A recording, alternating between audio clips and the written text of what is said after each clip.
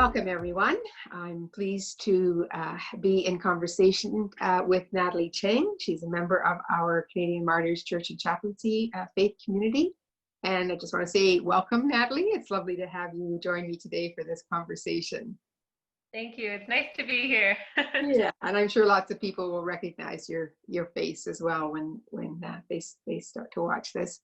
I guess just for the sake of those who don't know you, maybe you could just give a little sense of how you're connected to Canadian Martyrs, what your connection has been over the years, because it's been different. Oh, it has been. So I came to Canadian Martyrs as a nursing student in undergrad. So I started that like 6 years ago. Did 4 years of nursing school, graduated, and then began working in Hamilton as a nurse. So I've been with the community for 6 years. I was involved with the McMaster Catholic Student Chaplaincy at MACSA, did a couple things there, and really formed a community like with the church, the chaplaincy, and kept in contact until now. So I think you also helped out as a lector occasionally and did different things with the different activities at the church. Your connection was broader than just the student community. You were involved, I think, overall with the whole community. And I think you also were connected with Alpha because you used to come and help do some of the cooking for the breakfast. I think yeah, forgot about that. Yeah. So yeah, that and then the silent retreat helped with that. Some ministry. Yeah, just little bits here and there. Yeah. So 6 years, it's been quite a time of formation and evolving, and now you're a full-fledged nurse. And I think that's one of the reasons why I was interested in having this conversation with you today, because you have actually been nursing during this time of pandemic. And just what's it been like for you as a nurse, being in the hospitals during this time, that experience for you personally?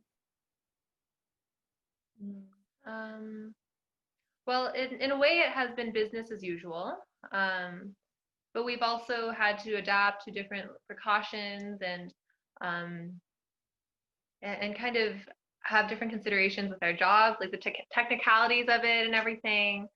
But I guess on a personal level,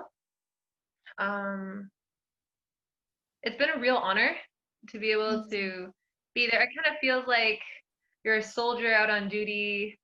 I know there's a lot of imagery these days in the media about that, but it really does feel that way because you're separated from family. You intentionally get to live out my vocation, my profession, and everything that I've been training for. In a way, this is a wonderful way of accumulating the culmination of all of my skills and what I've worked for and my passion for healthcare and helping people, and everything can be done in this kind of action. In a way, it's kind of like the Beatitudes, like serving the poor and being challenged to be selfless and being challenged to care and love people who nobody really wants to be around. That's been it's been a challenge, but it's also been such a blessing because it challenges me to reach inside and kind of look for different qualities in myself, to be more courageous and to be more generous with my time and resources that I have to be able to overcome whatever fears and inhibitions that I have to care for these people who really have no one. Like they're in the hospital, family, like at the beginning anyways, no one could really come inside to be with them, people who are passing away. You don't necessarily have COVID, but then if they were sick and passing away, then it would be me who would be there to be with them, or to speak with the family and comfort them. And it was really serving, like out of my own loneliness and isolation, being able to reach out and serve someone who was possibly quite lonely in the hospital atmosphere, and left alone, quite literally, by their family and their loved ones, because there was no other way. So a very meaningful experience. It continues to be that for me. And it really showed me that I was in a profession that I loved, because I can do this. And it's quite a like it's quite a challenge, and a great way of really being able to relate to Christ and seeing Christ in the patients, in their vulnerability, and to see how I can allow God to work through me, and that this work is not really for my own benefit. It's not, it's not, it's very humbling because it's not me who's doing the work, but it's God who's giving me the health and the position and the resources to be able to do this work. So it's a really good reminder that it's really God who's doing this and not necessarily me. Yeah, so it's been a great reflection time and learning experience and humbling experience. I love it. It's really such a blessing. I'm really glad that I was put here, despite all the difficulties that came with it. There would be no other place I would rather be during the pandemic. It's given me this feeling of usefulness and resourcefulness. Like I now realize why I had completed my degree 6 years ago, like started that program, and I realized this is why I was placed in this city. It's given a lot of answers to me that I really didn't know of. So, yeah. My goodness, it's almost like you had to do a lot of growing and deepening that some people professionally and vocationally take years to do because of this current situation. Like it was almost forced upon you that you had to go into a place deeper and more stretching, more raw and vulnerable in some ways than you probably wouldn't have had to do if they'd have just been the status quo after graduation and getting a job. Yeah. I don't know how that even sounds to you, but that's what I was hearing from your reflection. Definitely a lot of growth and community building and reaching out of my own self, learning to do that. Yeah, a lot of that. And I heard a lot of compassion too for the people you were caring for and their families, that you really were the face of love for them in terms of family and friends not being able to be there, and that for you that was a reflection of your faith and belief in God. That is anything else around being a person of faith that maybe helped you or supported you during this time?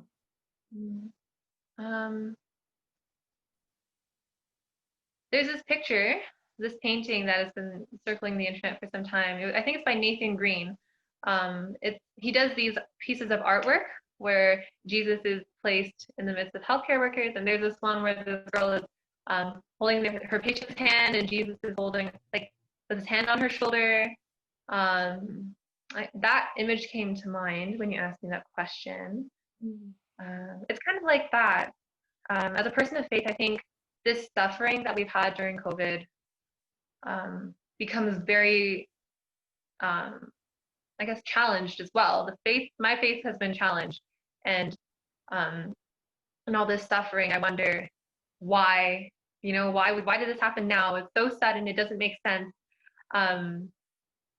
Like, what did we do to have to deserve this? And all these questions came to mind. But because I was able to have that context of faith of what I believe is true, and the foundation of what has formed my life for a lot of my life, it's given me the ability to have hope and realize that there, in the midst of this suffering, there will be some sort of good that will come from it. There's some sort of there is work that Christ is doing here through me, and for other people. And that comforts me and brings me a sense of peace, especially when I'm at work.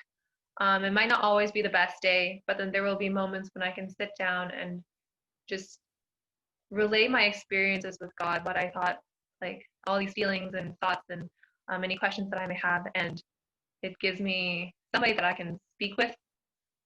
Someone that I know that, I might be isolated from the community, from the community and people that I love, but then there is somebody, like God is here for me, and I am not alone. Has his hand on my shoulder. He's guiding my every word, every thought, every action. And it gives me a sense of security and identity, because I know that I am a soldier for Christ in the midst of all this confusion. And no matter what happens at work, no matter what environment I'm in, it gives me a strong sense of who I am. That really helps with just getting by day to day. That's very profound, actually. Very, very beautiful. The last area I wanted to just have a little conversation about is at Canadian Martyrs Church and Chaplaincy, we put a lot of thought into what are we about as a church and chaplaincy, and we came up with the roadmap. And I know it's posted on the bulletin boards, and Father gave a series of homilies about it. But the core of it is that statement that says, inviting, forming, and sending disciples of Jesus Christ. And part of the poignancy of this interview is that you are leaving us now. You're leaving our church and chaplaincy community because you are going on to other things. And what are you going on to? So in September, I'm going to be starting my nurse practitioner program at Ryerson University. Very soon. Oh no! I know. So you get to go back to being a student again, but you go back a very different student, I think, than your first year of nursing. What you'll bring to being a nurse practitioner will be amazing. And so when you think of that line, being sent, obviously you've been invited over the years into many different experiences.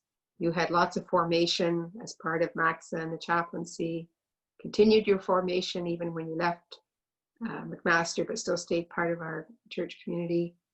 And now you're being sent, and that's part of the rhythm of who we are as a church community, that we do send. We're constantly sending out people, hopefully formed to serve. What are some of the ways you feel kind of that you're being sent, or you're ready to be sent, or is there anything around that kind of catches your attention? Well, I can definitely say that I am, like you said, not the same person that came to MAC at the beginning. And over those 6 years, I have grown and matured in ways I never thought I would, especially like in who I am and spiritually, and getting to know what life and faith means for me. And being able to build that community with people like Canadian Martyrs, parishioners, students, peers, friends, and being able to have those experiences in ministry, it has brought so much meaning into my life in many different ways. And I still remember, I remember sitting at church and I would meet, there's Karen, anyways, if she's watching below. Karen, yes. Shalomenic, yes.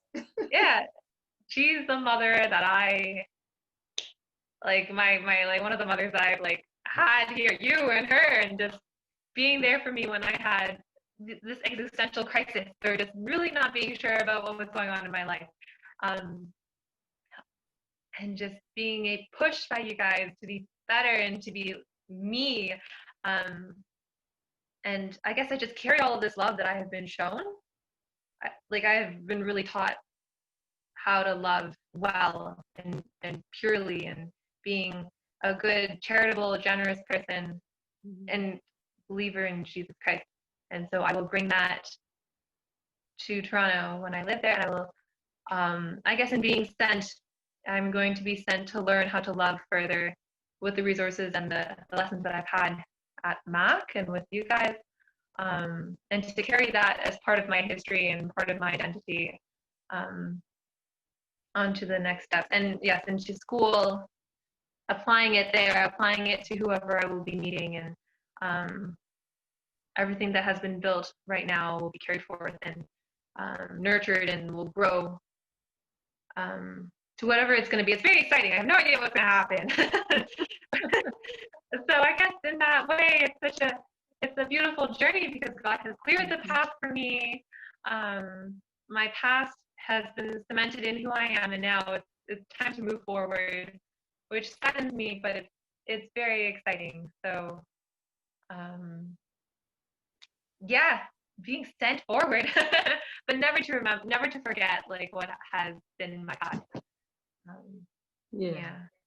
Well, you've just articulated it so beautifully, and you're such a living example and witness of what we hope what we're about at Canadian Martyrs will result in. And we're certainly going to miss you, your beauty, your smiles, your sharing, everything about your witness, and the way yeah, you've just been such an asset, and we are going to miss you. But we're just so, I think, thrilled that you are going out now and moving on to this new adventure in your life, and that you've got a good foundation just in who you are and knowing God's love for you. So, Lord, we're going to keep you in prayer, and you'll always have a home with us to come back to, and stay in touch for sure, Natalie. And even as I say, thank you to the broader community for sharing in this conversation with us. Just remember to keep Natalie in prayer, that she will continue to be a faithful disciple of Christ,